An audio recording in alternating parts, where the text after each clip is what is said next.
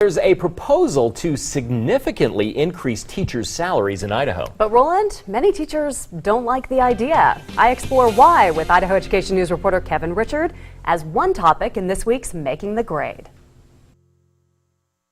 Kevin, we're under the gun, about 5 weeks until Election Day. So much of this election seems to be focused on education, mainly because of the state superintendent's race.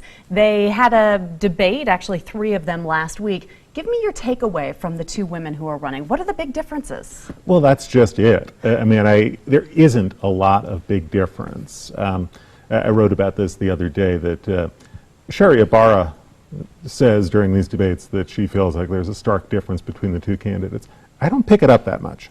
And I kind of lay it out in terms of a lot of the issues that are really important in education this year. When you talk about Common Core, when you talk about the tests that are aligned to Common Core, when you talk about pre-K, guns in schools, tiered teacher licensure, there is not a whole lot of difference between these 2 candidates. It's really more about backgrounds. It's a little bit more about their resumes. So it's not a clear ideological difference between the 2 of them. What about fundraising dollars? You've said that Jana Jones, the Democrat, has been out fundraising Sherry Ibarra, the Republican, by quite a bit. Is that going to come into play here with just pure and simple name recognition? We don't know. We don't know what the fundraising picture is. Next week is when we'll get some answers. October 10th is the date that all statewide candidates have to submit their most recent campaign finance reports.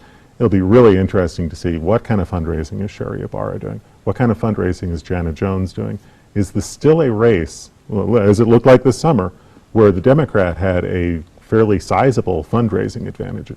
Does that hold into this fall election? I don't know. I can't wait to find out, though. Where does this race go from here? How are people going to make their decisions? Are all the debates done? Where can they get information? They're not. They debate a couple more times this fall. There will be one that will be aired statewide on public television. I believe that comes up on October 21st. So there is still a ways to go in this race and time for voters to try to sort out the differences here. The other topic I wanted to pick Kevin's brain on was the tiered licensure that's coming up for teachers. The State Board of Education has now had this presented to them by Tom Luna. Explain to people what the difference is with this idea. Okay, well, the big difference, the big news that came out this week was the State Board approved a plan that would really change the way teachers are paid. It's a new career ladder for teachers. It's a huge amount of money. If you fund this thing over the course of 5 years, it's $175 million. So you can have 2 huge unanswered questions right now. The first being, where do you get $175 million? Sure. The other big unanswered question is, how does this tie into that tiered licensure? Because that's where the controversy is. A lot of teachers are upset about this proposal. The IEA is upset about the proposal.